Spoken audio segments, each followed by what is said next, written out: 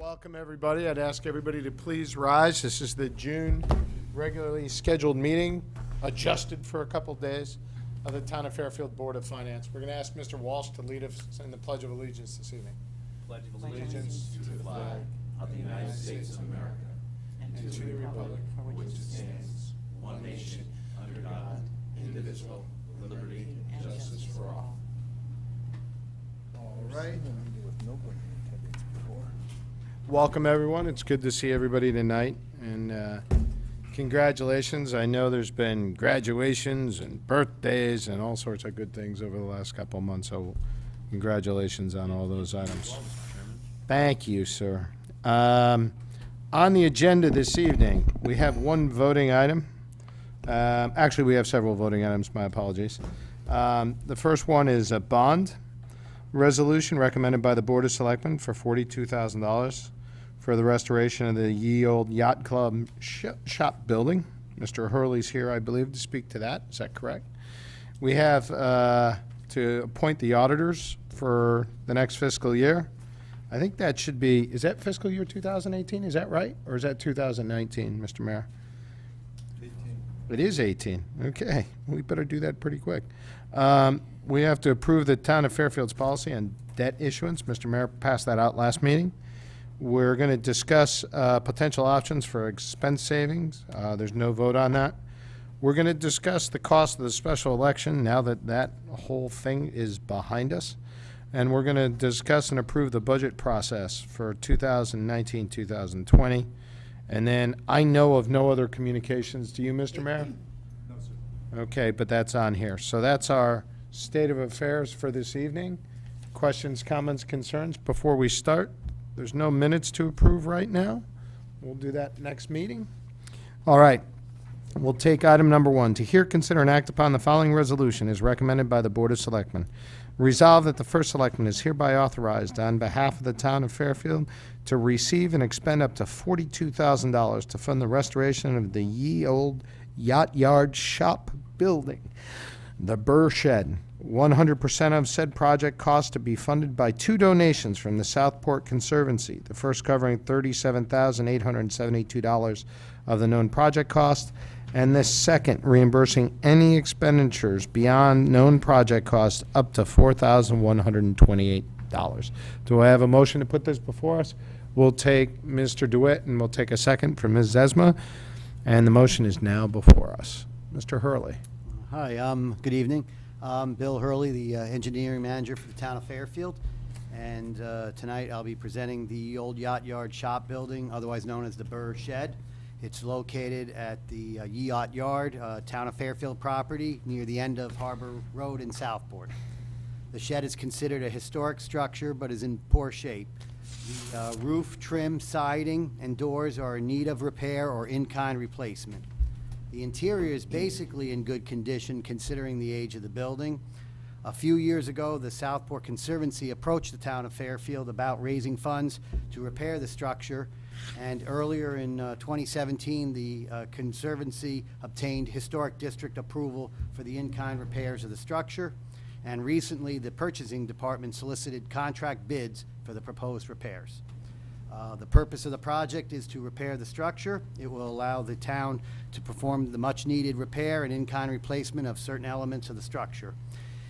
It will allow the general public to visually enjoy its architecture and allow for limited or approved access for the public. DPW, the voters, and general public can utilize the building features such as a community bulletin board and a history display, and maybe some very limited access to tools, water, and electricity. The project will include all the components in the bid 2018-58, which includes repairs to the roof, siding, carpentry, steam box, and other elements necessary. As mentioned, the project will be funded by donations by the Southport Conservancy. The first donation was $37,872, and that would be to cover the contract bid items. And then the second donation would be in the form of a reimbursement for any slat repair or any actual expenditures that covered extra work or materials. In your packet, you should have gotten the Southport Conservancy commitment letter. And as soon as the town approvals are obtained, the town and Southport Conservancy would like to get started on the project, obviously pending the contractor's schedule there.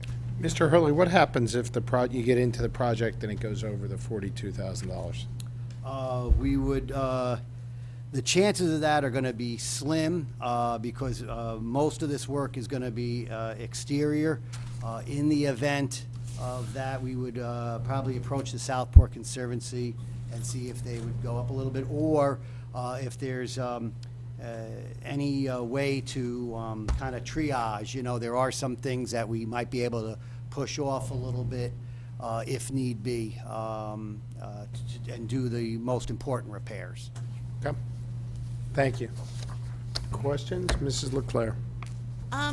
I love this building, so I'm very happy that you're taking on these repairs, and thank the Southport Conservancy. What my question is the area is limited to Fairfield residents with like parking permits? Does, by taking these funds, change any of that? I believe not, because it's private donation from the Southport Conservancy. If we were getting money from the federal government, yes, you would have to open it up for more public or beyond town access.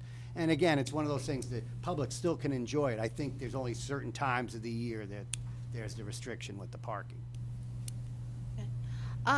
And then, do they have any plans to open up the inside? I know last summer I was invited to go inside, and it's almost like a little museum inside.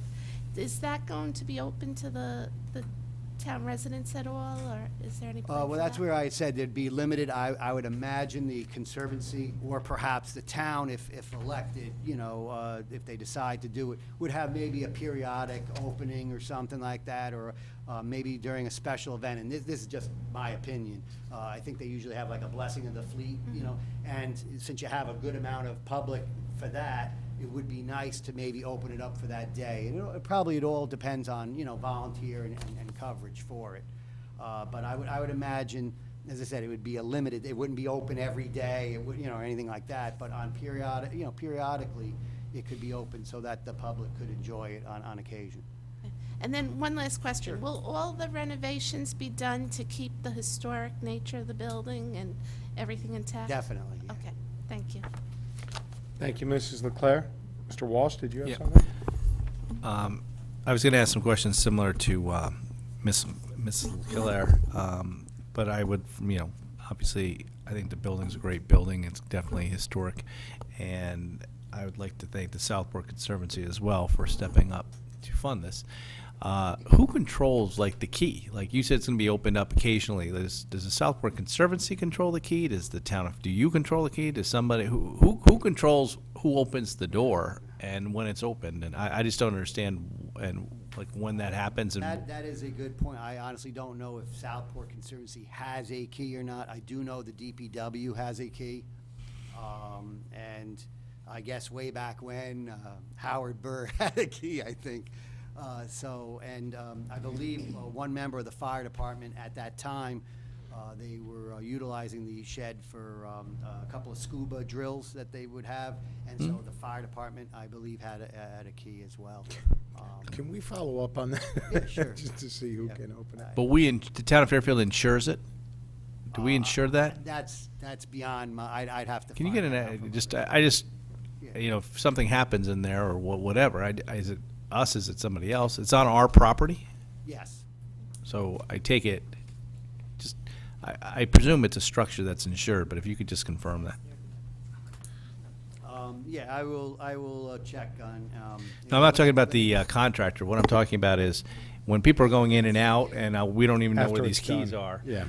Who's controlling if someone slips and falls inside the building, or something falls, or a beam falls inside of it, or whatever? I would imagine I would be treated as any other, Yeah, you know. I mean, it's not going to hold me voting for it, Oh, but if you no, could I just understand that. Yeah, it's a send good- something to our board that we can it's a good distribute. question, and I will follow up. Is an email response? Yeah, that's. Yeah, that's totally fine. Yeah, thank you, Everybody? sir. Anybody else? All right, I'm going to call this motion for a vote. Resolved, the first selectman is hereby authorized on behalf of the town of Fairfield to receive and expend up to $42,000 to fund the restoration of Yale Yacht Yard Shop Building, the Burr Shed. 100% of said cost to be funded by 2 donations from Southport Conservancy. The first covering $37,872 of known project costs, and the second reimbursing any expenditures beyond known project costs up to $4,128. All in favor of this item? Opposed? Abstentions? That item passes. Thank you. Yeah, one comment, Mr. Hurley, if you should send your email draft to my office for distribution. Oh, okay, sure. Thank you. Thank you.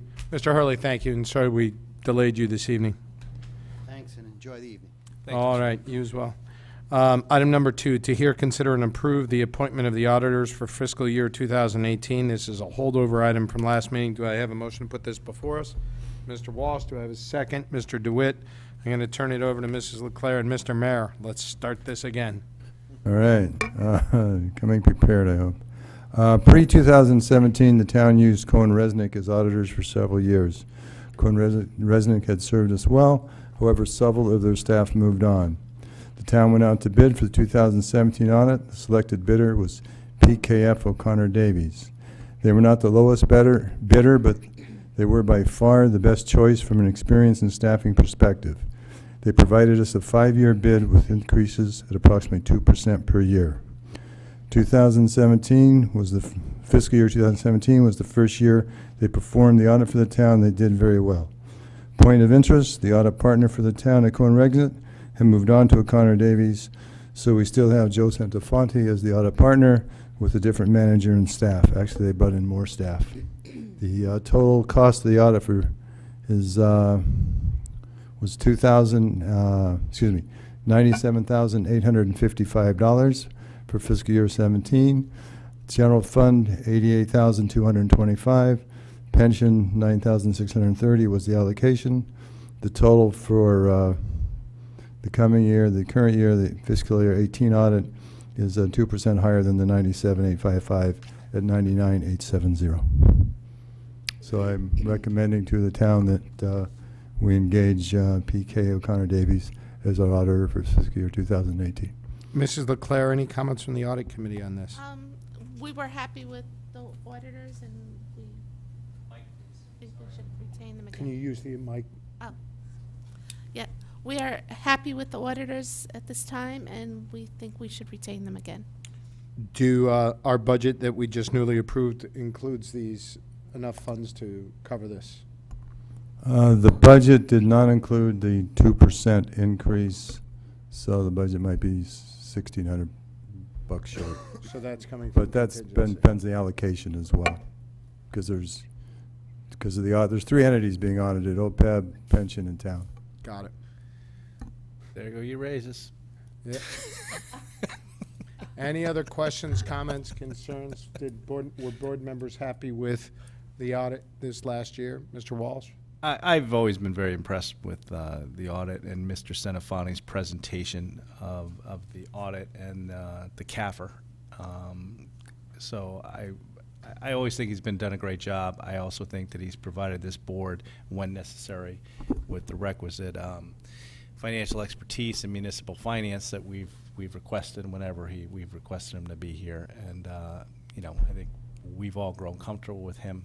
He's been a very honest guy. He answers very pointed questions that sometimes they're even politically difficult, but he never pulls punches. He always seems to give us the direct answers on that, and I think we can expect nothing less from an auditor, and when we want to ask him those questions. For that reason, I'm going to support this. Thank you. Anybody else?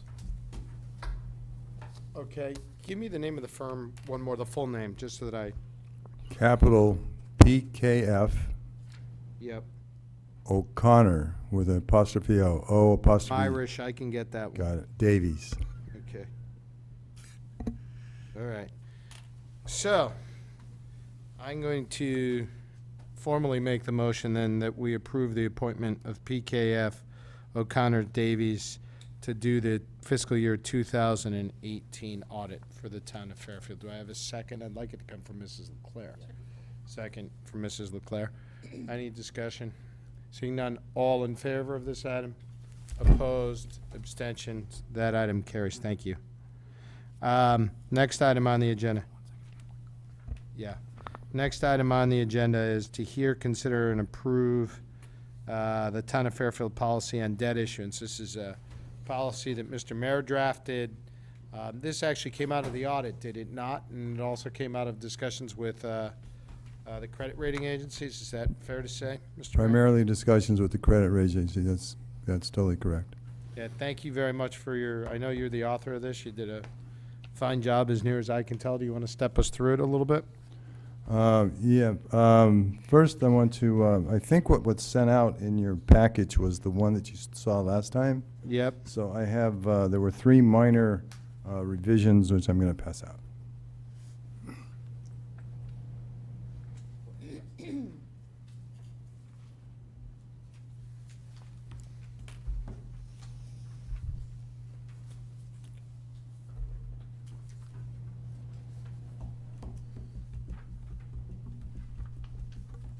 Thank you.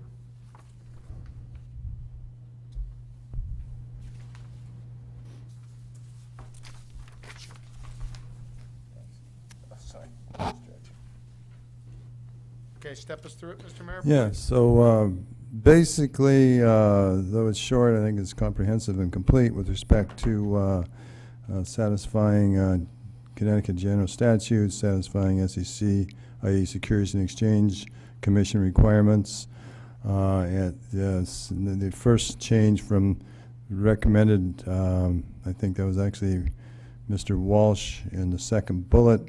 Well, let's just go through the bullets quickly. We're not going to fund operating expenses through the issuance of debt. That's Correct. That's clear and concise, and I think very in tune with the intents of this board. Strive to limit total debt service no more than 10%. Yep. Um, If anybody has anything, please, we're all heads down looking at the document, so don't stand on ceremony. If you have anything, just bring it up. Issue debt only to finance projects that have been approved in the capital plan or emergency projects. Ensure the amortization, i.e. the depreciation, is funded through will not exceed, and this is the second change, the average estimated useful life. This came from the discussion if there was like multiple parts, multiple different assets in part of a project, what should the life be? So that average estimated actually was, the board had requested I have Mr. Clary review this. That was actually his suggestion on that when I talked to him about that. So that was we talked about With the foam system. 25-year roof and a 10-year something that's on top of the roof. What are we bonded for, right? Yeah, it was like the phone system, because part of the phone Oh, system was that's 5 years, part of the phone system was 10 years, and you'd 7 years type. You divide, weighted the way that So bond you could. council's recommendation is that there's an average of the Use the average estimated life individual lives of the units. of the yes, of the components. Goes the policy goes on to recommend that the board, the town, pay attention to the capital planning process and prioritizing projects and maintaining level principal interest payments. I.e., we don't want to just we want to stay within our bounds where we are as best we can. We stop right there for 1 second. Yes, sir. Should we add the word "and interest"? I see it says maintain level principal payments, but I know when we've done this before, you've tried to average payments. I do. So should we say add the word "and interest payments"? Isn't it implied that it's, Level No, principal. it's actually not implied. It's I actually struggle with that. I mean, interest rates, right, because of the variability. Or do you want to just say payments? Pre-bond, when we make the initial decisions, we don't know what the interest rate's going to be exactly. So I figure that if we make sure we stay in line with principal, we'll be mostly in line with principal and interest as well, and it could go up or down, but I would not be adverse to that. I would say amendment. leave it because it allows the flexibility, whereas if the rates change, if they move against us, but we have to do something, we don't want to be bound by it, you know what I mean? It says strive anyway, right? Right, exactly. Adhere to the general statutes. That's just me. If others have a different opinion, please. Go ahead. Use, to the extent practical, use user fees be set to cover capital costs. Comply with requirements of Security Exchange Commission, and obviously maintain frequent communication about our financial condition with the credit agencies. And as you know, it goes on to say, as part of this process, evaluate the financial impact of the capital plan with respect to the impact of debt, basically. Right, and it references some of the things from up above, correct? Right. Maybe down there is where you should reference the interest? Maybe How do the you- ability to make interest payments? Maintain the ability, where practical. Well, he says, Yeah, you'd want it to be the same in both places. Yeah, I think you do. Okay. Agree. So we have our rating calls next week, so I'm recommending and asking for approval of this evening, so I can let the rating agencies know that we are, that the town has a formally adopted a policy on debt issuance. Does anybody have any concerns?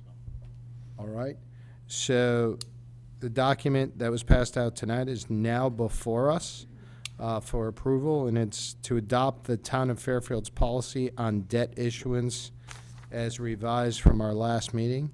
I'll make the motion to put that before us. Do I have a second? We'll go with Mr. Walsh. The item is now before us for voting. All in favor? Opposed? Abstention? That item carries unanimously. Mr. Mayor, can I ask that this be bundled with the other policy we wrote on capital projects, and that both of those documents be circulated to the Board of Selectmen and the RTM, as well as the Board of Education, as reminders of how we're going to view both capital projects and debt issuance? Correct, and as I didn't go over the introduction, but as you know, and may remember, that the policy on bonding and capital purchasing is addressed in the first paragraph as Appendix A, so yes, sir. Yeah, thank you very much. Anybody have any thoughts on my recommendation there? Mr. DeWitt? I agree with the recommendation. I think it's also appropriate that it be under our department on the website as well. Excellent idea. And just so you know, I did get a couple of phone calls from boards of finance for other towns asking if we have policies on debt issuance and capital projects. So this is very timely. So obviously other towns are looking at this as well. And now we have one formally adopted. All right. To go on to item number 4, to hear and discuss options on the potential expense savings for fiscal year 2018. This is a follow-up on a discussion from a couple of meetings ago. I think we briefly touched on it last meeting, whereby we have some savings this year, and the net available is about $1.3 million. It's 1.280 under our schedule. And Mr. Mayor, do you want to kick off this discussion, and we'll go from there? Yes, I have another supplemental schedule to talk about with respect to this. Because you know we love when you do this. You know, I just keep working, man. So I keep working, I keep thinking, and produce. I thought I was saving paper by printing my stuff when Jen asked me to. So, That's what I think. Thank you. okay. So the document that was in your handout, the original, not the original, the first document, basically shows kind of just a summary for you where the funds are coming from. We have negative revenue of 183. These are obviously all estimates, and as the chair pointed out, this is a discussion item only, and we will, whatever the decision or the sense of the body is tonight, we will be maintaining flexibility, of course. Expenditures by department, where the savings are coming from. Board of Ed, library, police, IT, heart and hypertension, and other, end up with an estimated available of 1,639, 1,639,000, rounded numbers, obviously. Uses that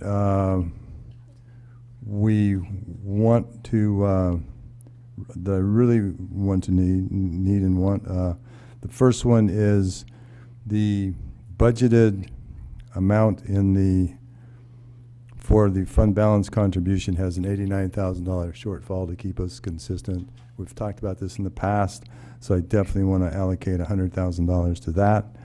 As I've discussed once or twice in the past, we have a security issue with the HVAC security control computers. That'll probably only cost us $70,000. We got the bids in, we're evaluating those. That might be $70,000, $80,000, but I have $100,000 there. And then the fire department has an injury overtime budget negative of $239,000 approximately, and they have $80,000 in savings other parts. So the fire department is going to need $159,000. So that brings us to $359,000 that I anticipate that's reasonable and appropriate and necessary. So that gives us the 1280. The document that I just handed out, assuming I kept a copy of it myself.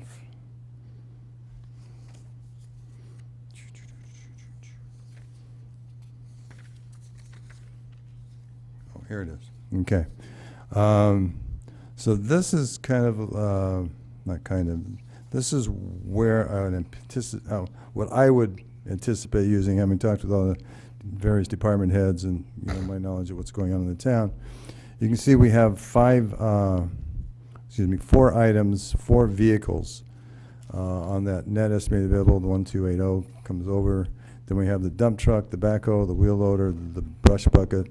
These are vehicles that the DPW has requested in the past that have been cut from their budgets, that they feel if there's money available would be their first priority with respect to expenditures. Paving, there's $200,000 there. That's kind of a fill-in number, if you will. Subtotal 752. The balance of 528,000. The 528,000, if that were to be allocated to fund balance, that would do 2 things. It would increase our budgetary basis fund balance for fiscal year 17 of 9.53% for June 30, 18 to 9.71%. That's on a budgetary basis. However, on a GAAP basis, and the GAAP basis has different numbers, right, as you all know, we actually need that $528,000 to to do no harm, because of the different variables in the formula. So we need what we've already projected plus the Really? 528. So we need that 528, so our budget is off by 528 on a GAAP Well, on a basis. GAAP basis. But we always report this, talk to this Yep. about on a budgetary basis, but I like to look at So it. and what do the credit rating agencies look at? They look at both. I mean, one looks at one looks at the other. So where are we? Our GAAP basis percentage as of right now is 9.85. 9.85. Excuse me, 8.95, my apologies. 8.95. Where are we on the other basis? 9.53, So we're under 10 on both? yes. I thought we had just, No, we're approaching. We remember in 2010, we were at Right. 5.01. Mr. Mayor, can we, so we've allowed, the last couple years, we've moved some savings around to help address budgetary shortfalls in future years, right? Correct. I'm not recommending that this year. Say it again? I'm not recommending that this year. No, you're recommending that we fill in some holes in some Right. other things. So the net effect is the same in that we're using the cash. I guess, Correct. and I'll go to you in a sec, Mr. Walsh, if I might. Just, we're not voting on anything tonight. When do decisions need to be made on this type of stuff? Well, I need a sense of the body so I can move forward. With respect to the three Yes. items I think are important, I hope to get a very positive sense of the body. With respect to the others, you'd have to kind of let me know where we're going, because if we're going to buy these things, we have to, for this year, we need to encumber them by June 30. Well, that doesn't come across at all in this discussion, because all this is to discuss options, not to decide options. Right, because these are estimates, these are projections. Because I know from my own perspective, here's kind of where my thought process is going, right? And others, feel free. This is, not the Tom show here. All right. So we've got to do something with fund balance on a gap basis. Quite frankly, I'd like to get it up, if we could, to that magic 10%, right? And at least on the budgetary basis, right? That's number one. Number two, I'm very interested to know where we currently stand with kind of pension funding and OPEB, given the fact that the stock market hasn't been great recently, and should we consider an additional push into those items to help us as we move forward. So there's a bunch of moving parts here. There's fund balance, there's pension, there's OPEB, and quite frankly, this DPW stuff. Look, we had the DPW, this is my own perspective. DPW came in front of us and we gave them every way through Sunday to say that they needed more money through paving, and they kept on saying, no, they're fine, they're fine, they're fine. I'm gonna take them at their word, they're fine. They don't need the money for paving this year. The other items, unless I don't see anybody from DPW here fighting for the 4 other items, I have a hard time supporting the 4 other items right now. Because we pulled them out of the budget once. That's just, hang on, Mr. DeWitt, I got you, right? So it's just, I see, that's where I'm at. I rather make sure we solve the balance sheet issues that we've been trying to solve, as opposed to spending the money. Mr. Walsh, you had your hand up, or you interrupted. So. No, a couple things. Number one, Mr. Mayor, we still have reserve funds, right? Because we did not use them. So we're carrying that forward. I think there's about $1 million left, yes, sir. About $1 million left for next year. I mean, so we could obviously use some of that money for that, to fund some of these things once an argument Right. a proper argument is made. I'm kind of surprised, I guess is the most neutral word I can use, that to the extent that DPW really wanted $752,000, and I kind of expressed this at the last meeting, that I thought that I was going to see Joe and Mr. Bartlett here telling us why they really needed this, when they kind of had argued just the opposite way during the budget season. And I know that was going to be a difficult conversation, and I presume that's one of the major reasons they're not here, because that's kind of a, and I know the RTM continued with those, at least the paving argument, gave them another option to talk about it, and they once again confirmed that they did not need any more money for paving. And then even the first selectman, when we talked about during the budget season, why aren't we putting trucks in? He didn't see a need that we needed trucks in. And even when I asked him, will there be a commitment next year to put any trucks in? Because I was getting concerned about trucks. He said no, he couldn't confirm, he couldn't affirmatively state that he'll put any trucks in next year's budget. So to come in here now, 6 to 8 weeks, probably closer to 6, after we voted on the budget and heard these conversations, and then all of a sudden want paving and want 4 other major trucks and a brush bucket, it just seems disingenuous at this point in time. So I'm kind of where Mr. Flynn is. I'm concerned more about correcting the balance sheet, I guess, at this point in time, since there's been no priority from the administration, both from the first selectman's office or from DPW, to show that they actually have made an argument that they need any of these things. Thank you, Mr. Walsh. Mr. DeWitt, you were next. I'm going to pile on to DPW as well. I know no one else keeps track of this stuff, but the 4 vehicles, there's 3 vehicles in a bucket, right? 2 of them weren't even in our budget book this year. And the one that was in our budget book was the backhoe, and they asked for the budget book 212,000, and now they're asking for 142,000. So I'm not inclined to support that either. This is just me talking. I would have felt better if they would have come here tonight and said, "Hey, $750,000. You know what? We thought it over, and I want to put it back in paving." I probably could have supported that, but it doesn't feel to me like they know what they want or have any control over what the capital expenses are. So I would be more inclined to allocate the funds as the chairman has recommended, or maybe he's about to recommend. We'll go to Mrs. Esplin, then we'll go to Mrs. Martin. I realize there's no one here to ask, so I'm going to ask you, Mr. Mayor. Usually, I think a tipping point with these older vehicles outside their useful life is when maintenance costs tend to really pile up. Do we know if that's the case with any of these? I think I'm going to answer your question, also address some of the other concerns. I believe that the DPW and myself as well a little bit, based upon the discussion when I brought this up at the last meeting, that because as Mr. DeWitt points out, they've been asked for in the past, not all in the last year, but they've all been asked for in the past and been rejected.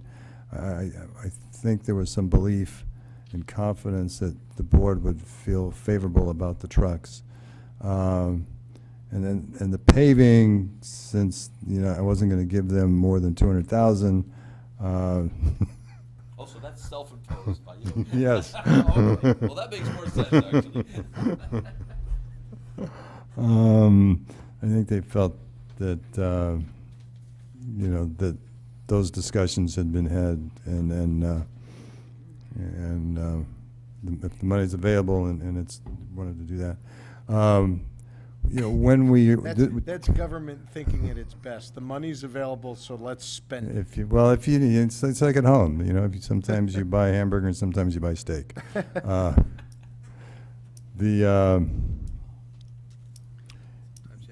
They've been asking for these trucks. Sometimes you go vegetarian. And sometimes you go vegetarian, right? Sometimes you get like David and don't eat.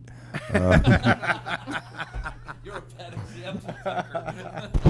Right on the public record. Thanks, Bob. Drink a lot of water, right? Water's free. Excellent.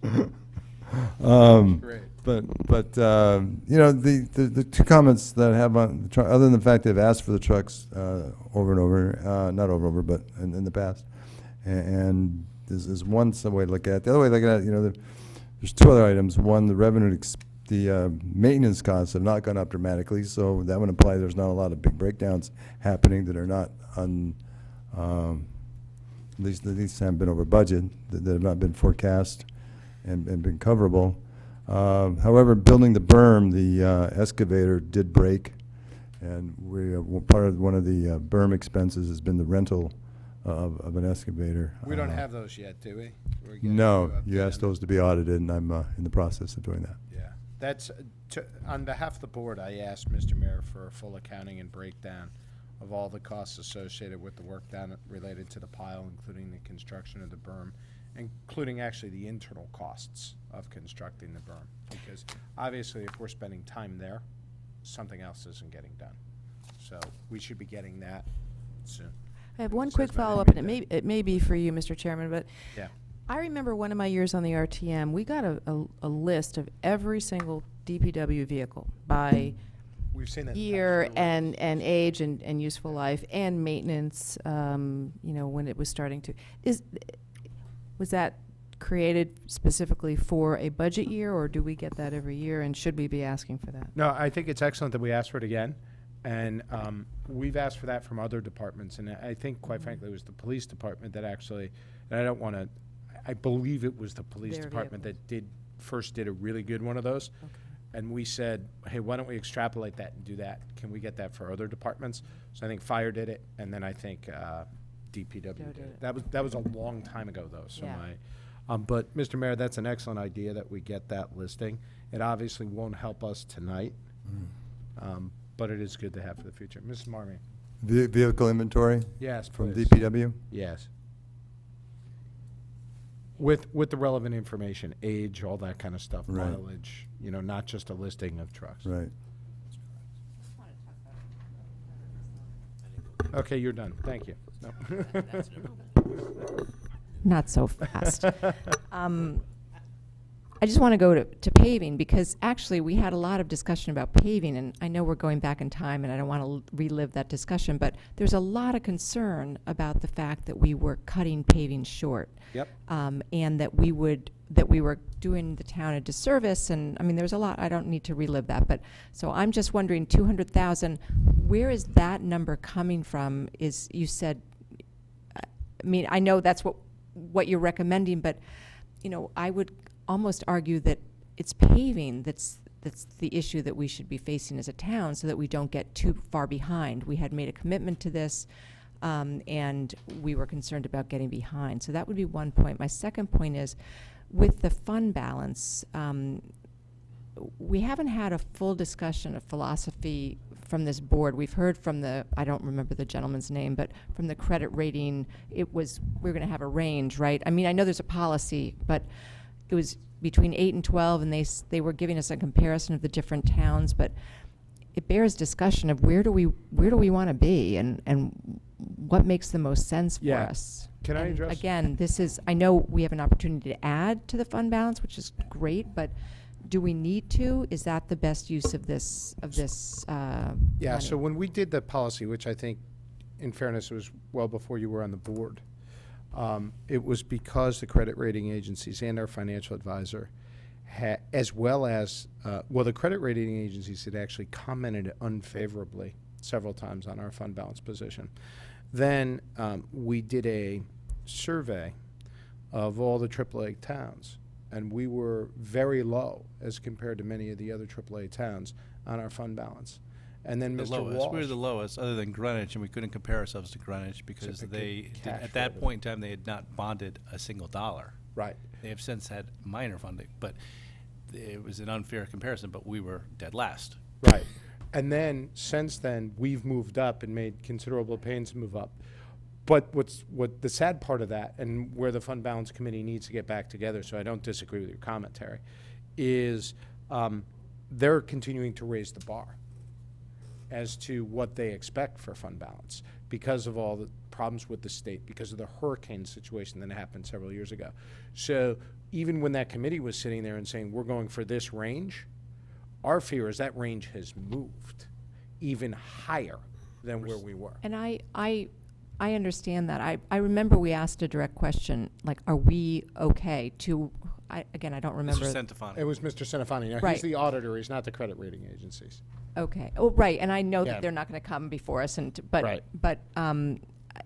It was my recollection that we were doing okay, and I know this is 6 months ago now, and things have changed and things continue to change. But I think we need to I agree with that, but go ahead, have Mr. a Walsh. sense from just where do we need to go before assigning money necessarily. I think we need to meet again. I don't feel as though number one, we haven't even hit like limits in our current fund balance policy where that would even be a concern. We'd still need to Right. get a full percentage point above that to even come within the range of it.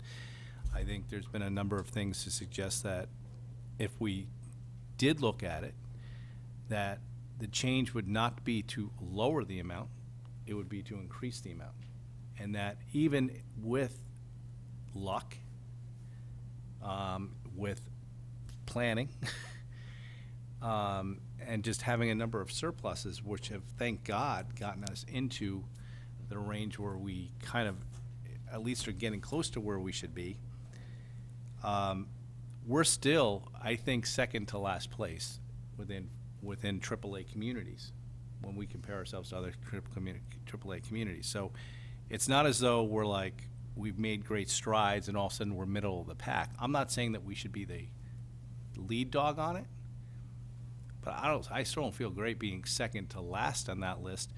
And I've read many articles. I have the articles I'd read before. I've read some more articles anytime this comes up.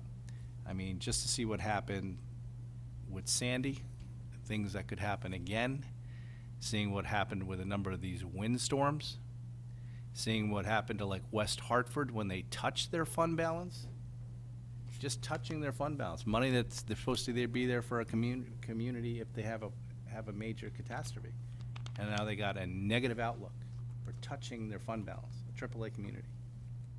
Scares me. So I think we're still in a situation. I'd love to get over 10, but I think, with all due respect to you, I think we do need to meet, and I think we should go in that direction. But I'm not seeing any signs on why that number should be. Our fund balance policy would be going lower. I think if you looked at the factors, they would actually go the other way and said maybe we should look about raising the bar a little bit. So, but I think it's worthy to have a conversation about it, and for the committee to get together again. Mrs. Leclerc, thank you, Mr. Walsh. Would you like me to answer her question? Not for a minute, hang on. Gotcha. I served on the committee with Jim Walsh and Catherine Albin, and at that time, we were concerned about getting a policy in place that would work its way through not only our board, the Board of Selectmen and the RTM. So we made the level lower than we would have liked at that time, just to get a policy in place. And we put language in the policy that we would go back and revisit it in a few years because we thought it was low and that we wanted to start to look at raising it once we got to a certain level. Can we, thank you, Mrs. Leclerc. Mr. Mayor, can we distribute that policy just to make sure everybody has it top of mind? And then you wanted to answer one of the questions, so please.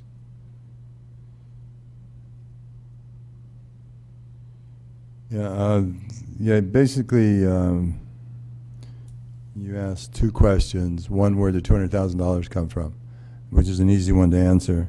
When I spoke with DPW and said, if you had $750,000, how would you spend it? This is how they would spend it. They would spend the $550,000 on the vehicles and $200,000 on the paving. So the $200,000 came directly from the DPW's evaluation of their needs. With respect to the rating agencies and with respect to our fund balance and the moving target, which is all an issue, the town is not, and what happened to West Hartford, many of the AAA companies have been using their fund balance. Westport's a prime example. They've been using their fund balance every year to help keep their taxes down. So just because you use your fund, I don't know what happened in West Hartford, but what I do know is that just because you use your fund balance as a sole item, that is not an issue. But we're not planning on using our fund balance. Yeah, and I think your point's very valid. I think the issue becomes a combination of where are you as a percentage, and then did you use your fund balance, right? Because if your percentage, if Greenwich doesn't have any debt and uses their fund balance, nobody cares. Right. Right. But if you've got $250 million worth of debt like we do, and you're at 9% fund balance, they may care. And I'm not saying you're planning on using it. Yeah. But go ahead. Yeah. But the same token, even without debt, you still need a fund balance because it's because you don't have a cushion. Just because you don't have debt, you don't have the cushion. Right. Right. We're in pretty good shape with the rating agencies from a couple of perspectives. One, we've increased our fund balance by 33% in the last 5 years, from about approximately 7.5% to the 9.5%. It's probably a little over 33%. And we are approaching that 10% range. If we go with the $28,000 as I indicated, that would increase us up to 9.71. If you added the whole 750,000, just kind of top of my head, that 9.71 would become 9.93, approximately. So that would move us closer. Remember also, we get good points because our discount rate's at 7% for our OPEB and our pension plan. And even with having reduced our discount rate from the 8 to 7.5 to 7%, our pension fund is the average, I think, is about 85% funded, and I think OPEB, which I think is like 22% or something. Still pretty low there, but we're Yeah, ahead of yeah, most but we're ahead others. of a lot of other people. So, so it's so not a let's race, call so it- we're moving in the right direction. And it's always, and the board has had, and the town has had 10% as a target to get to. And I think it has actually, the policy, I think, says that when you get over 11, it could consider using it for other things, but, Yes. yeah, but, Yeah. but not until you get to 11, so. Once we we're get to not- 11, we have to use it for something else. We don't have to, I don't think. Yeah, yeah. I thought it believe was that we we- could consider. Consider, I think. I thought it was, that's why we need to. That's what I put the hope it is. policy out. If the policy says so. Just to keep it at 10. Keep it at 10. We're not going beyond 10. Yeah, I think it's considered. That's what I I think it's considered. Well, and let's think about this as well for a second, right? So thank you. Number one, the stock market hasn't performed as well right now. I am concerned about pension. Number two, as Mrs. Leclerc points out, well, we were ahead of many other municipalities in OPEB. Other municipalities have caught up, and we're still at 21% or so as compared to the 100% liability. Number three, we've got a state that's got significant financial deficits and has talked about pushing down to the towns dramatic expenses such as the teacher pension costs. So I do not feel comfortable not putting this money on our balance sheet now and helping out our financial position versus buying 4 dump trucks, buying 4 trucks and paving. Ms. Marmon, you said something very, I want to agree with what you said on the paving. We had a lengthy discussion, which we don't need to repeat. What I took away with that discussion, though, is everybody on this board poked and prodded and said, are you sure you're comfortable? Are you uncomfortable? Tell us about this paving. It went on for ad nauseum. And the answers we kept getting back is, no, we're good. We're fine. We are what we have. That's what I recall. We will live with it. Yeah. I agree with that. I mean, we really did. I didn't feel comfortable. I guess that's I my agree. point. I I understand. wasn't comfortable with the Right. with the rate that we are paving. So, I hear what you're saying on the fund balance. I hear what people are saying about the trucks. I would feel more comfortable still allocating a percentage to paving and the rest to the fund balance. That is what I would propose. Thank you, Mrs. Marmon. Mr. Walsh. And while I'm concerned about it, and I was concerned about it, I have to have faith in the DPW department. I have to have faith that they're not undercutting it because they're trying to keep our budget artificially low. Because I got to believe that every time they come before us, they're telling me the truth until I find otherwise. We hammered them on it, and they say we don't need the money. And the same thing with the trucks. The trucks I have a problem with because I really don't know where we're going with trucks. I mean, we don't buy trucks for a while. It was RTM was cutting them, whatever. We had to do catch up, so we're going to come up with a plan. So we did a whole plan on the trucks. Spent a lot of time talking about it. Said we were going to bond them, even though we hate bonding them, but we'll bond for a one-time catch-up. We do that. Next year, no one follows the plan. That was the year that was. No one follows the plan. It's the very first year of the plan. We don't even follow it. It's the stupidest plan I've ever seen. But paving's a plan too, and they're not following it. So. Because they're saying they don't need it. And then on the trucks, I don't know how it works. I don't know how it works. I don't know why we prodded them on how is your maintenance not going up even though the trucks are getting older. Oh, it's not. It's like magic goes on in there. Oh, we had a great year. We had a great year in maintenance. Great year. We think the same thing's going to happen this year. Excellent. Okay. You have to live with it.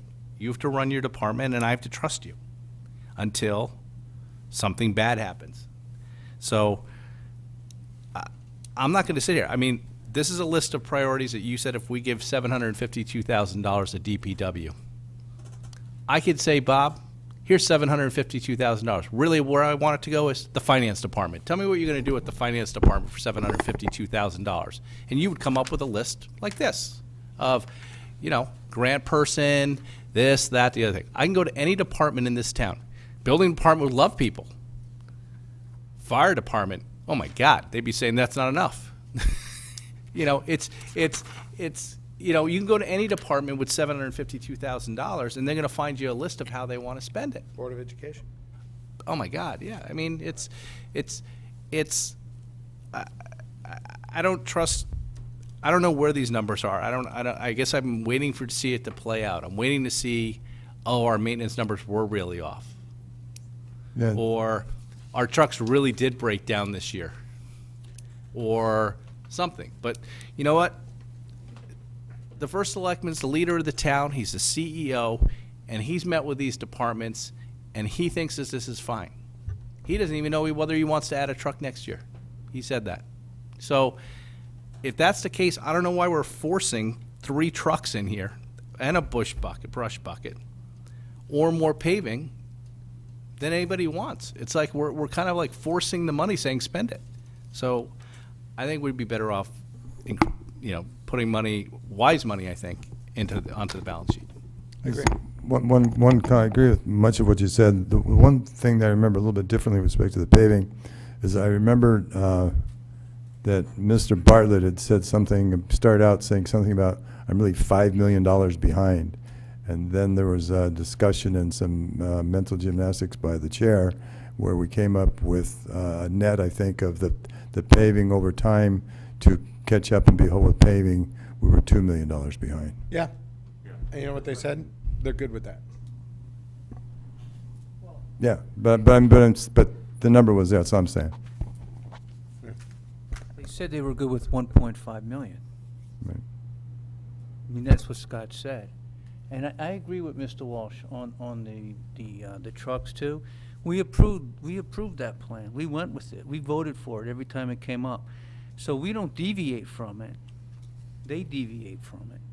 Well, we moved them out of the budget. They asked for 2 trucks this last year. You have do you have the budget there? 4 trucks, and we funded. Who's we? Well, DPW, the town. Who moved them out of the budget? There was 1, 2, 3, 4. Yeah, who moved them out? So the only vehicles that came before us that hadn't been removed by the selectmen, the first selectman, excuse me, was the 6-wheel dump truck. Everything else had been removed by the first selectman except for $35,000 worth of small power equipment. It's in the book. There's 8, 9 items. But it was already eliminated. They were already eliminated. That's correct. Except for the one. So that was, in fact, Mary just asked that question. She goes, the one that I brought up before, the Right. backhoe, whatever. Did we eliminate that? No, it was pre-eliminated before we got there. And that dump truck was in there 228, right? Dump truck is in there at 204. Well, same number, 204? That number's correct. It's the Backhoe. backhoe that is at 212 here and 184, I think it says there. All right. So, And also we have the $1 million in reserve. So if something happens, yeah. the money's still there. It's an insurance policy. So I think, Mr. Mayor, we don't need to take any action on this item. It's not, because if we don't spend the funds, it just goes to the fund balance. Fair statement? Fair statement. All right. Anybody have anything? Mrs. Esmond? So, in addition to the request for the vehicle inventory, is it sensible, given Mr. Walsh's comments, which I agree with, that if they say that these really old vehicles don't need any maintenance, can we ask for quarterly reports on it with, updates that are with more specificity? We can. I would say we get into really level detail if we ask for quarterly updates. I mean, it is something that during the course of a quarterly conversation, you can ask, is there any maintenance, have you Right. seen any increase in any maintenance? I don't know that I want to make it a special report to kind of micromanage, Yeah, just my own I- view, I- somebody's maintenance Understood. budget. We could look at the maintenance numbers. They'll give you year-to-date versus actual, so we can kind Yeah. of look at that. Right. And then I just want to echo Ms. Marmion's concern. I would, I agree with putting some money into paving, regardless of the fact that they didn't signal any urgency. I think that I would agree with this number. Thank you for that. Does anybody want to do anything on this? Mr. DeWitt? No, just a quick comment about maintenance. I definitely don't want to see it every month either, or even once a quarter. It's incumbent upon the department to come in every year and say, hey, my budget number last year for maintenance was 500,000. I'm bumping it up to 800,000. Why? Because all my trucks are falling apart. They haven't done that. Well, don't give him any ideas. Well, You well, don't- if I'm giving somebody an idea, then that's a real problem. Yeah. But that's my barometer there. If the maintenance stays flat, then I'm kind of thinking everything's okay. It may be high in aggregate, right? But it's not. If it's not changing dramatically, then Mr. Becker? Thank you, Mr. DeWitt. I didn't mean to cut you off if I did. And I would just add with Mr. DeWitt's comment, the same goes, I think, for the paving. I think that would, a little better snapshot on where we're at. I mean, I have a pretty good sense of what I see driving around and what I hear from people, and I'm not particularly thrilled. But then you look at sort of the discussion, and then you look at when we give the money and where it's going on things. I think, again, not necessarily quarterly, maybe at budget, or maybe some it's usually done better, actually, if in the fall, prior to the budget, there's a request to be on an agenda, and we can really dive in where we're not worried about backing up against the budget. But the same thing. Thank you, Mr. Becker. Anybody else? Mrs. Morgan? So I just want to be clear about the next steps for this. We're discussing options, and then I just heard, I don't know who it was, Mr. Flynn perhaps say, so if we don't do anything, this is just going to the fund balance. I'm confused. Are we not going to vote on this, or who's making this decision? Mr. Mayor? Each department has a budget that's been authorized by the town bodies. To spend more than what's in that budget requires action by this board. And if it's within the total town budget, this board only, because this board can make transfers between and among departments. If it's not within the total of the budget, it then have to go to the RTM. So that is the rule, the law, and the regulation, and that is the way I would manage the money.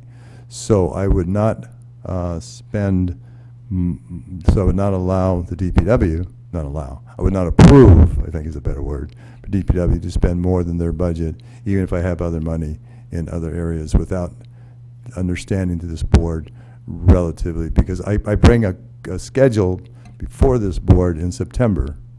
Yep. And so my intent and purpose in bringing this to the board now was say, hey, here's kind of what it looks like. Here's some ideas that I have of what we could do with the funds, but I need your input because you are the board that approves the transfers at the end when all is said and done. So, Ms. Marmion, the thought is, if we don't vote, right, by definition what happens is it just falls through the P&L and goes right to the fund balance, period. So we don't have to take any action if that's what we want to have happen. If we want that money spent and not go to the fund balance, we need to actually make a motion and approve the motion and vote. So it's up to the pleasure of the board as to what we want to do. All right? Right. Now, I am going to, obviously, the fire department will come before the board in the transfers. Right, at the end of the year. I think I got a sense of the body from that the HVAC from last meeting, that spending that money is okay. And obviously, you're all for spending the extra 100,000 for the fund balance. That's going to happen anyway. It really doesn't Right, need to be yeah. on this schedule. It was on the schedule to separate it from the remainder. Does anybody have anything they want to do on this? Are we all set? is that 528 going to be allocated as a specific number to do no harm? Well, No, it falls through. It's just a fallout of the. It falls through. Okay. Oh, sorry. Yeah, it just falls to the fund balance. If you don't do anything, it just falls through the income statement. It's like earnings. Yeah, no, I understand the process. I know, but I thought Mr. Mayor was telling us that. No, that's the remainder if we spend all the other stuff is the 528, and that goes in. If we don't spend all the other stuff, the whole 1.3 Well, it'll be goes down. 1.2 million. Oh, Right. okay. Oh, got it. Okay. Yeah, depending on what the final numbers are. I thought you were telling us the 528 was a specific Okay. number. Well, Does anybody it's a have number. anything It's a else number. to say? Basically, it was a specific number because it's the minimum I wanted to use Totally fine. for fund We just- balance If I can get these that two. I wanted to use, in Oh. addition to what's already there, and in addition to the other 100,000. Mrs. Marmion. Yes, I'd like to make a motion to allocate $200,000 from the total amount of estimated funds available for allocation to paving. Do we have a second to that? Second, Mrs. Esma. Any questions, comments? Seeing none?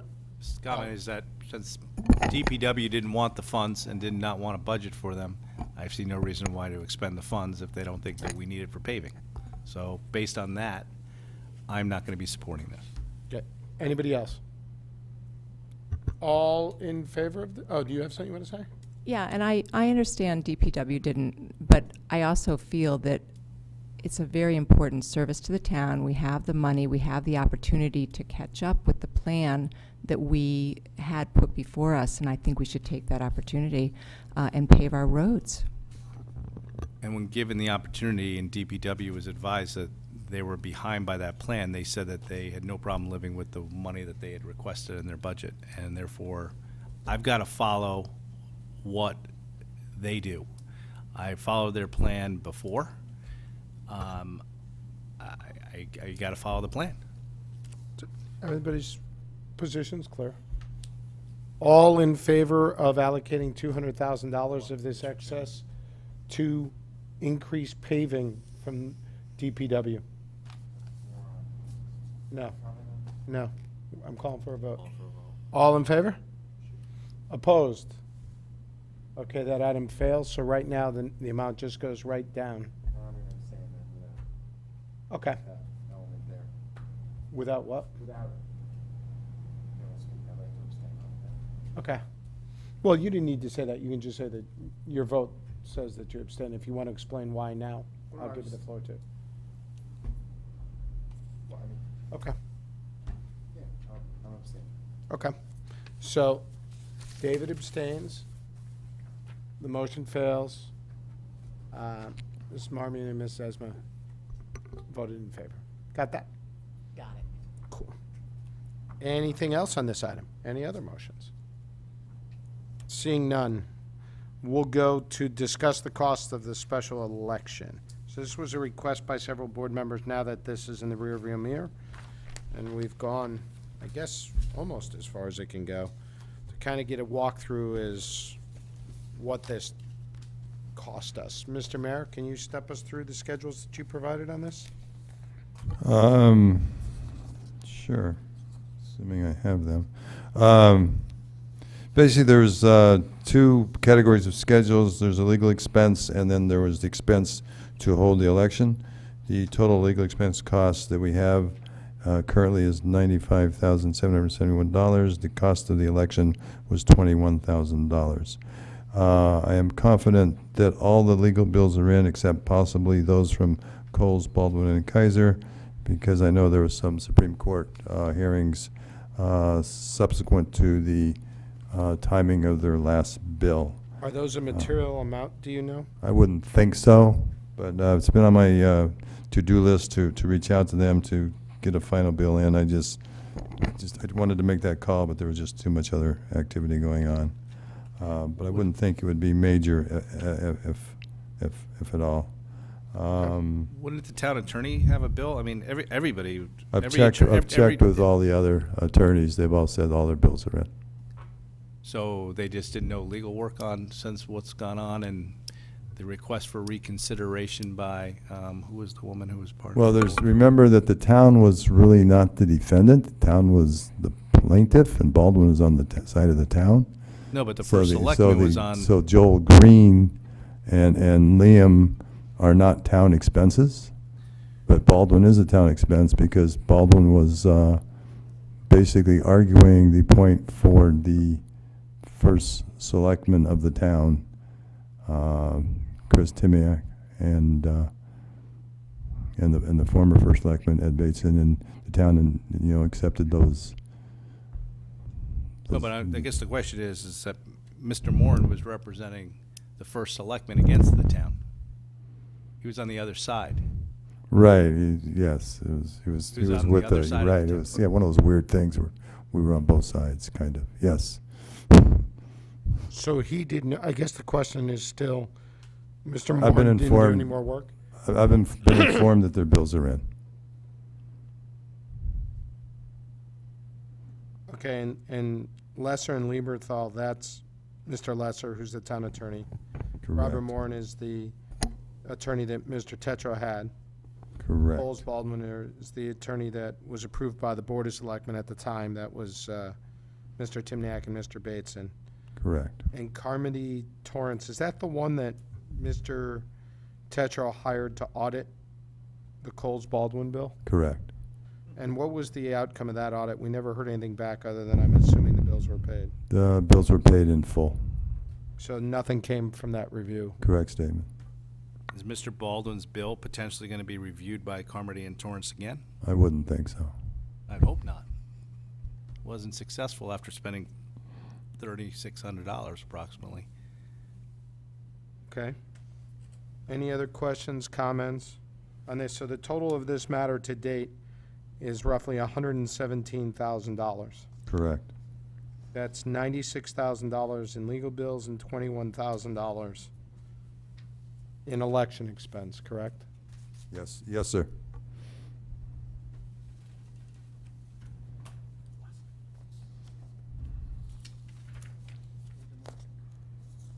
Yeah, how did we pay this? Where did the money come from? It's a good question, Mr. Brown. The legal bills came out of the legal budget. When was the election? Last June. But that was- I would assume a lot of legal So bills the- happened after that, no? So, Or- so legal bills have come out of the legal budget as they've been paid. I'm assuming the election expense came out of last year's. Are you we know. over budget in the legal bills? We're not over budget? No, I don't think so. Wow. Good to know. I had accrued for some of the, it's always good to be under budget, right? But I had accrued for some of Mr. Baldwin's Okay. bills. Even though they hadn't been paid, I knew we were going to be paying. Right. No, we've had discussions about that in the past when that came to Yeah. our attention. Yeah. Any other questions on the cost of the special election? The only question I have, I mean, we have a dangerous precedent that's been set by this whole thing in that we have, with Mr. Tetro being represented by his own counsel, it sets up the precedent that now any member of a board or commission that votes in the minority can actually now request that the town represent them and get an attorney for them.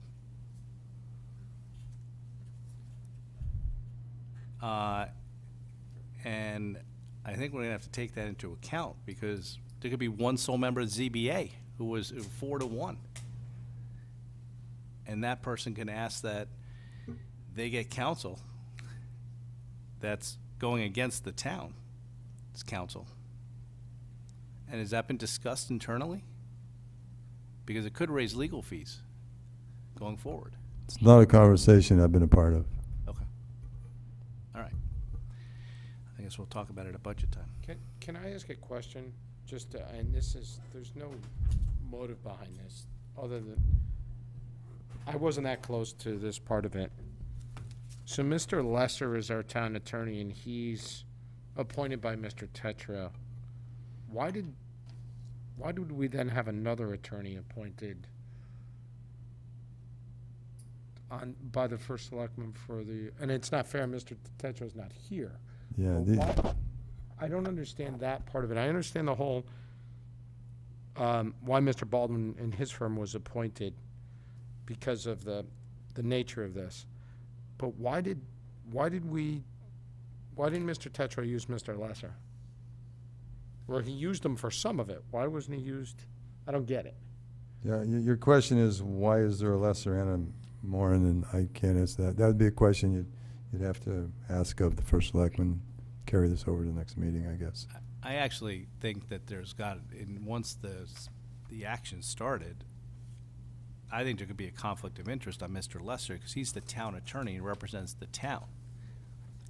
And then the town Is that what the answer is? is the town's now being represented by, once they're represented by Coles, Baldwin, and Kaiser, they were representing the town. Mr. Baldwin was representing the town of Fairfield, the Board of Selectmen, and then 2 of the selectmen individually as selectmen. Right. And Mr. Moran was representing Mr. Tetro against the town.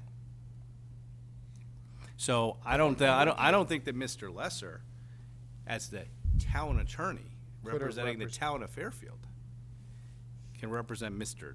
Tetro. I mean, it just seems to me to be a conflict. So who approved the expenditures to pay for Mr. Moran if he wasn't? I mean, I never thought of it the way you're phrasing it, right? In terms of and you're doing it because you're a lawyer, this is what you do for a living. But you're right in that why was other people sued the town and said, we want to hold a special election. That's perfectly within their right. And they paid the bill. Turns out it wasn't in their right. What, no, it Turns out the Supreme Court said it wasn't in their right. Fine. It was in it's in everybody's right to throw a lawsuit, right? Whether or not they're right or not, it's a different story. So that's not what I was getting at. I guess what I'm saying is they hired Mr. Green, they hired other lawyers, I guess, and they paid for their other lawyers out of their own pockets, and they sued the town. And then the town turned around and hired their own lawyers, right, to represent the town's point of view, which was the majority of the Board of Selectmen, I guess. Right. And then we have this other lawyer in here that doesn't represent the town, but represents Mr. Tetro, I guess. And we paid for him too. Do I have that right? I think so. I mean, it does, I'm confused by it, because it does set a strange precedent that we paid for an attorney that I guess, was he taking the opposite position too? I stayed out of this totally.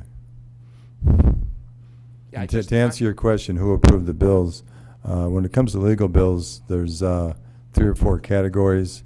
There's bond counsel, there's HR bills, there's assessor bills for appeals, assessment appeals, and then there's the everything else, litigation, et cetera, et cetera. So with bond counsel and the assessor and I approve those. With respect to general litigation and this type of thing, they would be approved by either Mr. Tetro or Stanton Lesser. Yeah, is anybody else having a hard time kind of understanding how this is supposed to work? And because you raised a valid point, what if we have a discussion here, and I'll go this, he and I disagree, and he decides to sue me as chair. Do we then pick up his lawsuit against the town and we have to pay for his attorney suing the town?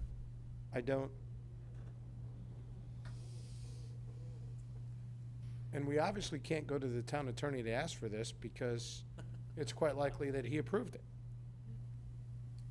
So who do we go to ask? I mean, I'm honestly confused because I don't know what everybody else's right is. Because Mrs. there's Leclerc? been situations where, like, this board disagreed with the advice we were being given from the town attorney over the years, but yet we're represented by him, so. We could that's- never, that's right, Right. we were never allowed to hire our own attorney. Right. Because we actually asked that previously. And I don't think that was even within this administration, that was back. That Years was ago, yeah. Years ago, yeah, you're right, Mary. Mr. Becker? And to further that point, when the town attorney and his original opinion was brought all the way up to the state Supreme Court, his original opinion on it all was completely wiped, null and void, and completely incorrect, which now opens up an interesting thing when, well, I'm correct, I'm the town attorney, you have to take my advice, and now brings into, in perpetuity, regardless of party, significant precedent on how those situations may be handled now, because Right, from in other now words, on, a he's not board the may arbiter. go, whoa, what about that? No, that's not okay. And I don't just mean particularly who's in the seat right now. I'm talking more in perpetuity to some extent. and then both sides can take it on that, based on what then occurred. It's a little worrisome, because certainly from an expense standpoint, it could become very problematic You know, very quickly. I'm not an attorney, but I'm trying to think through this as everyone is speaking, my only speculation would be with respect to Mr. Tetro is that he would be acting on behalf of the town as a CEO of the town, as opposed to Mr. Baldwin, who would be acting It's not Mr. Baldwin. for Mr. Bateson and Mr. Timiak. No, but that's, you're hiring lawyers to settle a board squabble. Why couldn't we do the same thing and be on both sides of the Oh, I'm issue? not. That's my. Yeah, I It's didn't even an hear interesting- everything. Yeah, no, it's. I just don't understand it. Yeah, you'd have to But why, have somebody else. Interesting thing on like a zoning, similar thing on a zoning thing would be somebody wins a zoning matter, a neighbor, and it's 4-1. You can win 4-1. And one of the neighbors who's there who doesn't want the variance granted sues the board, saying you didn't have the legal right to grant that variance. Okay? So now you have a plaintiff who's a neighbor. And the town defends it, because they defend their board. Well, can one of the board members, the one who voted against it, ask for counsel and be working with the neighbor? And have the town pay. And then have the town pay? Right. Oh, if he's on the opposite side opinion? Yeah. Oh, Right. Yeah, It's just, whatever, I don't know how we follow up on this, because we can't go to the town attorney, in my opinion. If you want me to do some research, I'll do that. Could you? Yeah, and see who signed the invoices and stuff like that, just so we know. I mean, all right, Well, they'll have my signature at the end, because to make sure they get paid, but right. I'm not the approver. No, I understand. I meant who approved it. Thank you. Any other questions, comments, concerns on this? It raises a whole host, and we're in uncharted territory here. Okay, AP, baby. I don't know the details, but was the lawsuit brought against the townwide redistricting plan in any way a precedent to this? The townwide redistricting plan. You mean the, Um, when the RTM yeah. couldn't agree? Yeah, I have no idea. I have no idea. It's a valid point. I have no idea. So, all right. Anybody else? Seeing none, let's go to item number 6, to hear, discuss, and approve the budget process for fiscal year 2019, 2020. Do I have a motion to put this in front of us? I'll take Mr. DeWitt. Do I have a second? I'll take Mrs. Esma. The item is now before us. This is a carryover item. We saw these recommendations last month. I believe Mr. Mayor went and did, first of all, these recommendations have not changed. Is that correct, Mr. DeWitt? that is correct. Okay, so then what has happened is Mr. Mayor took the recommendations, went back, put it through his sausage machine, and came up with details as to what this might look like. Is that correct, Mr. Mayor? That's correct. Including the sausage machine there. All right. I'm sorry, Mr. Chairman, I was incorrect. We did remove, and it's actually the first point on the thing, that we did recommend removing the language that said that the voting day would be our April meeting. That's correct. We did do some quick math in our head to figure out that there are, depending on how the calendar falls, the April meeting might be too late. So we left that open, remember? Thank you, Mr. Well, DeWitt. basically, I'm sorry, I interrupted. I apologize. I was going to go to Ms. Marmion. He explained it. You don't need Right, to right. explain it. Well, I was going to say, I guess you do. don't really need a vote on this. All you have to do is, because I think that's all you need to do is say, follow the charter.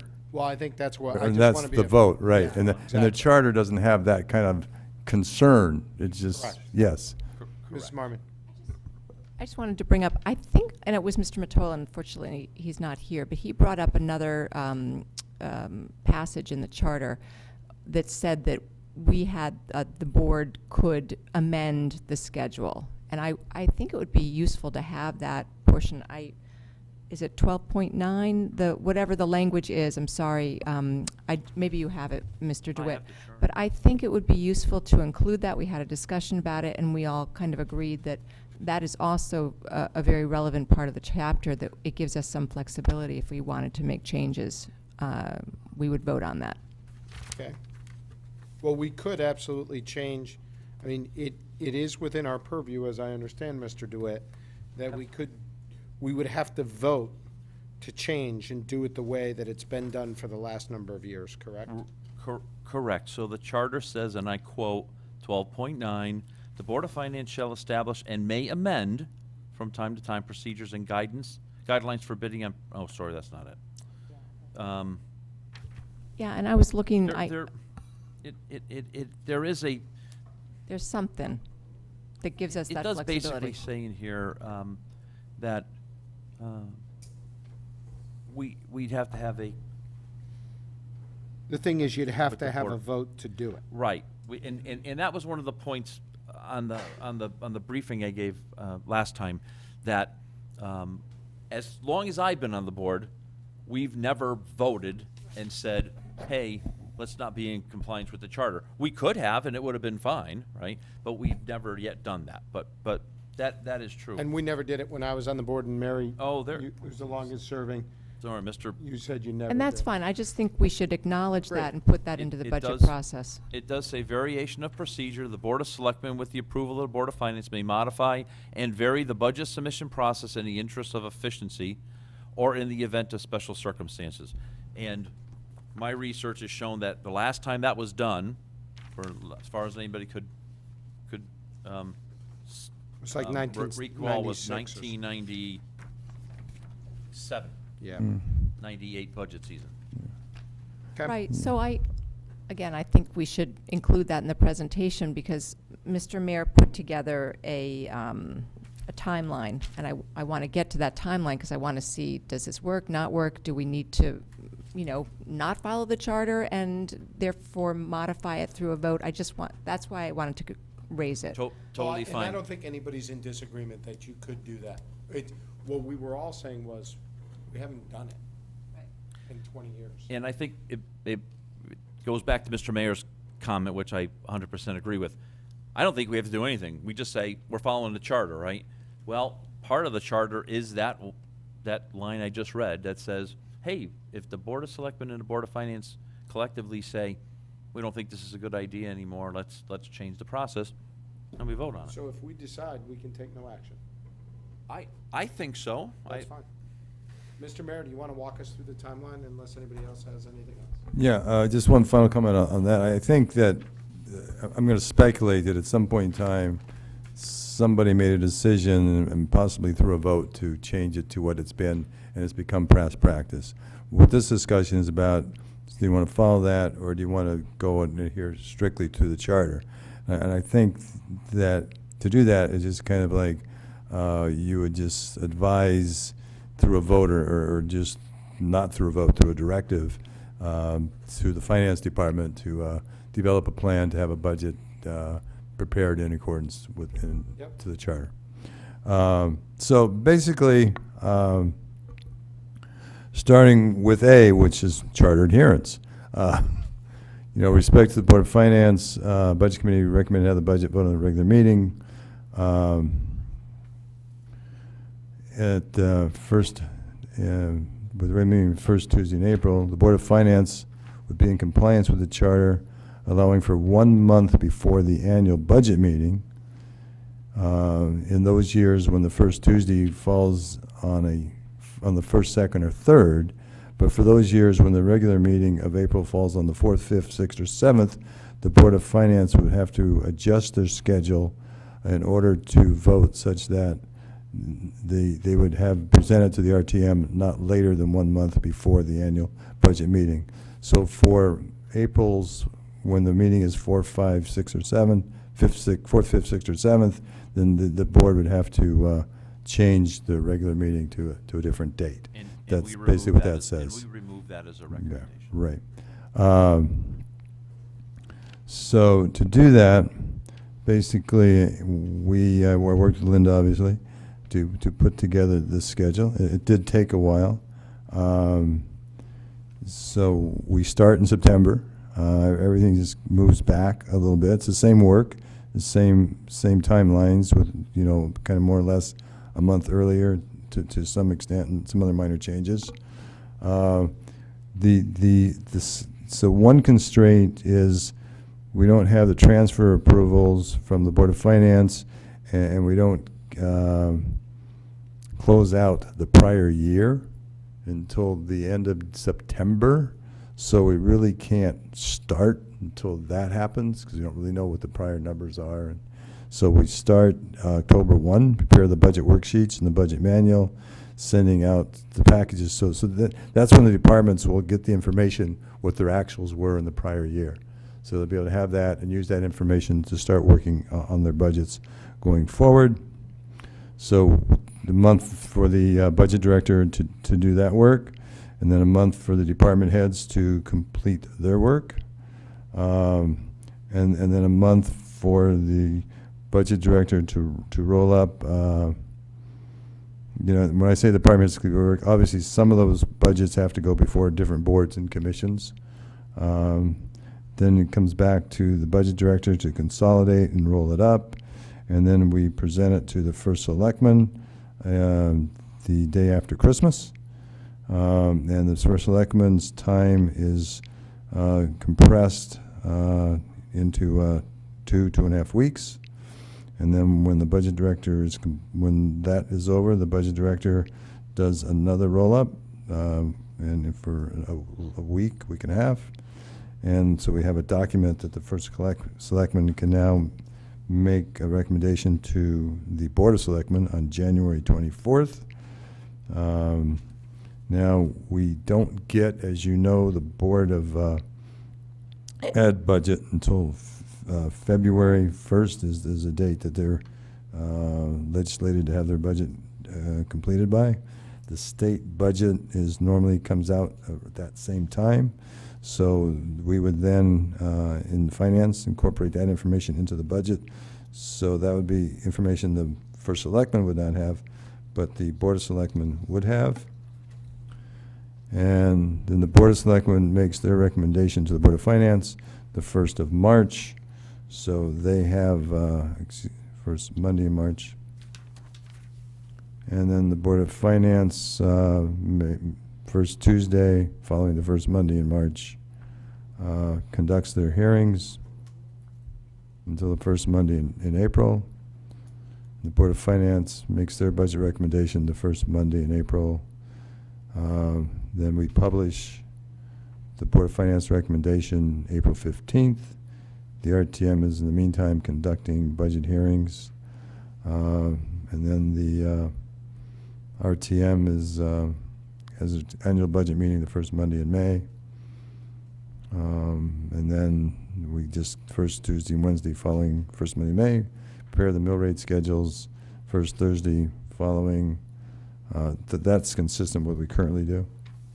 Now, if you go down to the bottom, basically the differences that will be apparent to people is this is the first selectman recommendation will be based upon preliminary Board of Ed and state budget information and without credible health insurance claim experience. What do you mean preliminary Board of Ed? They have to vote in... Well, the first selectman, they vote in February, and the first selectman has to have his budget to the Board of Selectmen by the end of January. That's not true. They don't vote in February. They vote in January. Their legal obligation requirement is to have it done by February 1. Okay. They do, They vote around January 24th or yeah, which is, but the Board of, yes, and the first selectman has to make his recommendation January 24th. So hopefully he would have some information. Is that a hard stop that he's going to do it on January 24th? I thought he had till February 1st. Well, Why don't we change it no, to because the budget director has to get it to the Board of Selectmen by February 1st requires a week's worth of work in the finance department. But there's nothing in the charter that says that the Board of Selectmen has to have it for the full 30 days. I know you've given them 30 days in here, but if you read the charter, Give him 28 days, actually. yeah, 28 days. Yeah. All it says is that the first selectman has to have a budget to them in order to give the Board of Selectmen time to vote on it. So I think if we gave the first selectman until the February 1st, at least. I know he needs a Linda needs a roll-up, right, for the week. So Right. I'm not saying that date's going to Right. change. So I'm saying give her the date, so that takes you out to, Well, if you look at it, they even have it here, the budget director incorporates state and Board of Ed info to February 7th. So you could technically give the Board of Selectmen from February 8th through February 28th to complete their review. And that would have state and Board of Ed info included. I'm sorry, I didn't follow that? So if you go to the bottom of page 1, Yes, sir? you have the budget director incorporates updated, if you swap number 8 and number 9, Right? right? Right. That still gives them 3 weeks to review the budget. I was just being as respectful to the Board of Selectmen as Yeah, they I was got the being right to the, process. They gotta decide as their I own was process. being to the Right. Board of Finances. This is why I chose that. Yeah, I no, understand. totally appreciate it. I'm just saying there is some flexibility in there. Yeah, so if they choose. Yeah, I mean, you guys did it in 5 meetings. Right, Yeah, I mean, everybody could so truncate it a little bit if they chose to. right. Okay.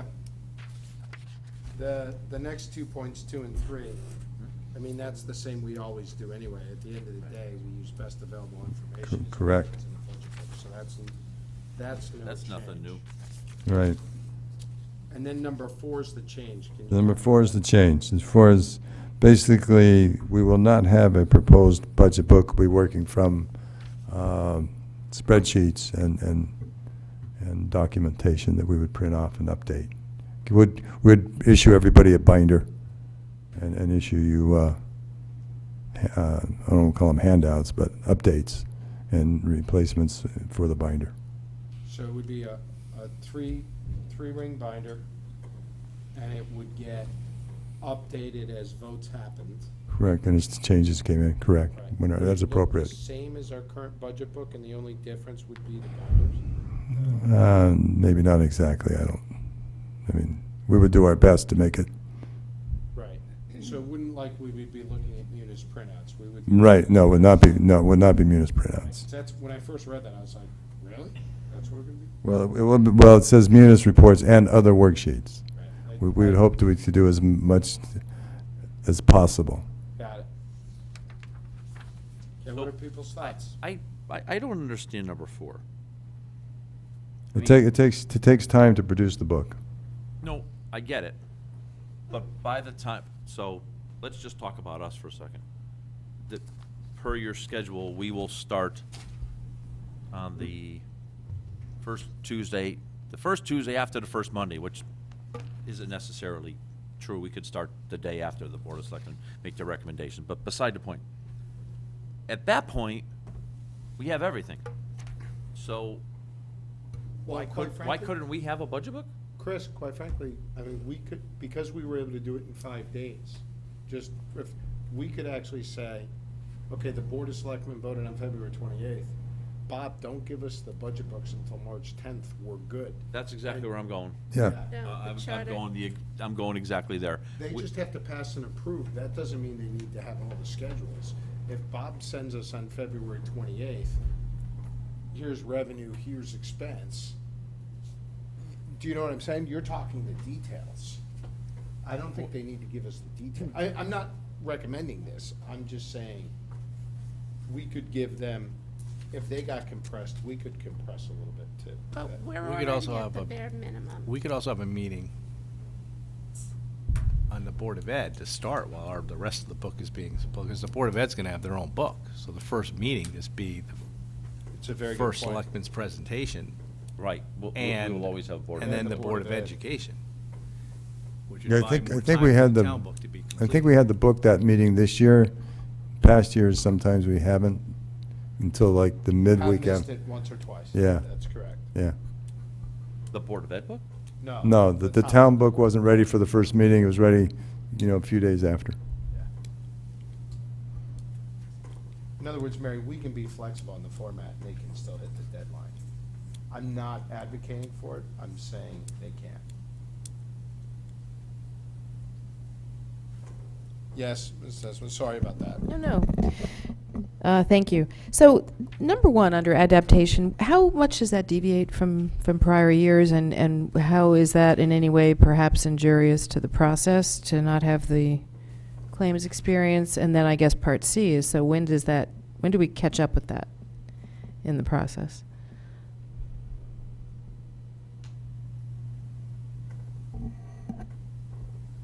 Well, if I may, the claims experience changes during the budget process.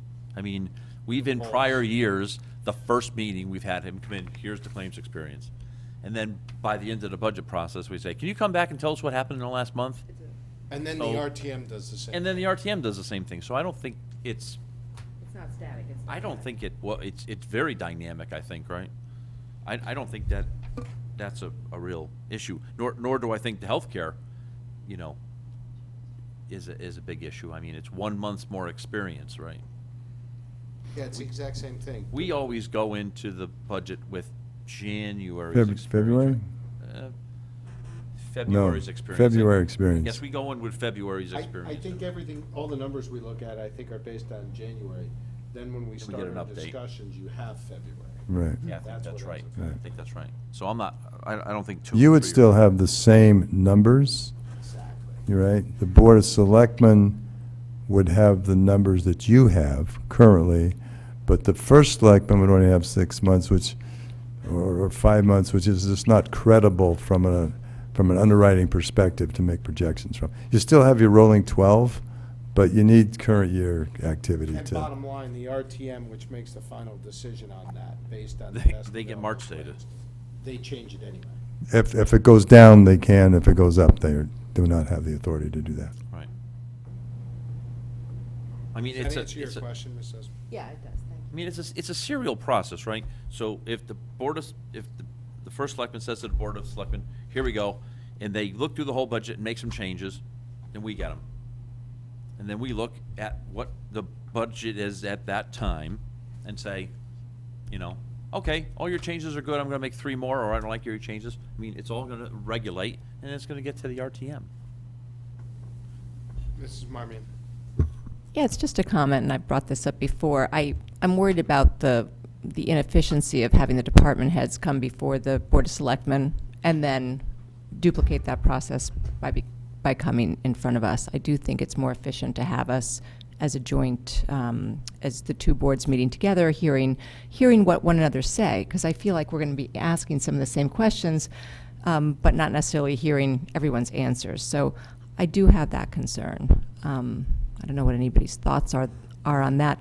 And the other thing is, I just want to ask Mr. Mayor, how does this work for you? I mean, is this an efficient way for your office to put together the budget? What do you think about this timeline?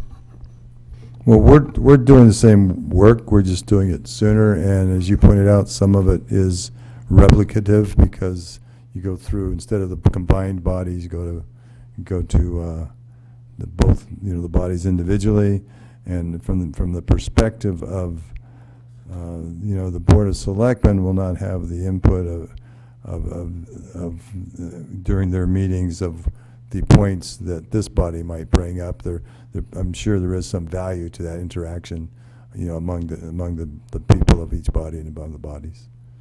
And back to the book, though, if you wanted to, I could. And, I'm trying to think this through. Because your next meeting is not until September. I mean, I could put together a schedule which allowed a book, which would be, which would require a little bit of less time for your review, a little bit less time for the Board of Selectmen review, but you wouldn't have a chance to look at that until September, so I'm not sure how that would work. Mr. Leclerc, go ahead. To comment to Ms. Marmion, to me, it would be so much more beneficial to our board to have a budget that's already been approved by the Board of Selectmen. In so many years, we've been crunched with a day or two to try to understand, after looking at a budget for two months, all of a sudden it's changed drastically from the Board of Selectmen level, and we're trying to, in 2 days, figure out what they changed and what the budget is so we can vote on it. So to have a full month of knowing exactly what the numbers being presented, I think is really good. I'm not so happy about the timeline and some of the changes, but I think the end result is well worth it. And then I had a question for Bob. Can we do the transfers earlier? Would that help? No, we're not ready. Okay, you're not ready. Okay. I want to talk about Mrs. Martin's thing, because I thought about that as well. And one of the thoughts that I had is, with the advent of Fair TV, we could actually watch the Board of Selectmen meetings that they have on the budget. To the extent, and by the way, they don't necessarily have to have every department head come in. We don't dictate how they do their budget hearings, so they might not. I don't know what they'll do. As well as, granted, it's after they've already voted, if we were to go with this, they could actually, they're still ex officio to us, so they could still be on the board, be here for our budget hearings. But we might be able to excuse some department heads from coming to ours if they hold full budget hearings. Or we might be able to pinpoint specific questions based on their answers to the Board of Selectmen and shorten the time. Your point is right. For us to be respectful, if the Board of Selectmen were to hold budget hearings, it would probably be incumbent upon us to watch them so that we're not being repetitive, and allow us to have additional follow-up questions to maybe what happened. So I think, that's the advent of technology that they didn't have in 1997 that might work to our benefit. I don't know, I just throw that out there, because I had the same thoughts as you. Which is kind of what happens at the RTM level. They used to always come to our meetings and sit here while we're all here, and there used to be a full crowd. No one's here anymore because everybody watches the Fair TV, and their schedule kind of got consolidated. So they only have like a couple of meetings themselves, and it seems as though it works for them because they've watched our meetings. I think it would be the same thing. I don't know. I mean, it just, I think people are watching Fair TV. I think my problem sometimes with the Board of Selectmen meeting that they have right before I just don't have time to, number one, Fair TV doesn't get it up for 24 hours. So you lose 24 hours. You only have like usually 2 days to begin with. You lose a day, and I don't even get to it. I'm like, I don't know why they made this change, but okay, that's what it is. Anybody else? Mr. Brown? I just think regardless, we have to follow the charter. And if we want to change it, we vote to change it like you suggest. But I didn't know we weren't following the charter until a year ago. So whether we think it's efficient or what the flaws are, we have to follow the charter, and then we vote to change it if we don't like it. Thank you, Mr. Brown. Anybody else? All right, seeing none, what's the pleasure of the board on this? If we don't vote, the answer is follow the charter. Follow the charter. I'll work with the First Selectman and the Board of Selectmen to see how they want to work their timelines, and then I'll give them options with respect to having books available and not having books available, and I'll proceed accordingly. Okay, and before September, let's, can you get together with if we decide, can you get together with the Budget Committee and kind of look at what our process might look like in March, and that'll help everybody else as well. Would that be okay? And Mrs. Yep. Marmee? You guys are Yeah, welcome. Just bring beer. So if we don't vote, we follow the charter. Correct. And we vote, and we say, agree with this, we follow the charter. So let's follow the charter. What does everybody think? Right. Yes, Mrs. Is voting tonight invoking C of 12-2? In voting, Well, if we were. no, you could make a motion to say, I want to not follow the charter, and I want to follow a different process. If we don't vote, It just defaults to. it just, we're sending a clear message, follow the charter. We want to follow the charter this time. With the understanding that the Budget Committee will meet with Mr. Mayor, we'll fine-tune this, people will give us input, right? And that there may be some changes. But the changes that we can make on that, I would argue, okay, have to be related to the Board of Finance, because obviously we can't change other. Of course, of Yeah, course. That's, I Yeah. just want to Yeah, throw that out with there. our process. Yeah. Anybody else? I would just like to, I like the schedule, but I think the first selectman should at least have until February 1st, but that's for him to work out, I guess. That's for him to work out, but That's we're for not him. opposed to that, and if he needs additional time for us, I think we've. I think he should proved- talk to his own board about how much time that they all think they need to buy himself a little more time. I mean- agree with that. I mean, because normally that meeting is around the 24th from the Board of Ed. I think he should have a week to digest it, to figure out, am I going to follow the recommendation? Am I not? I agree. Whatever.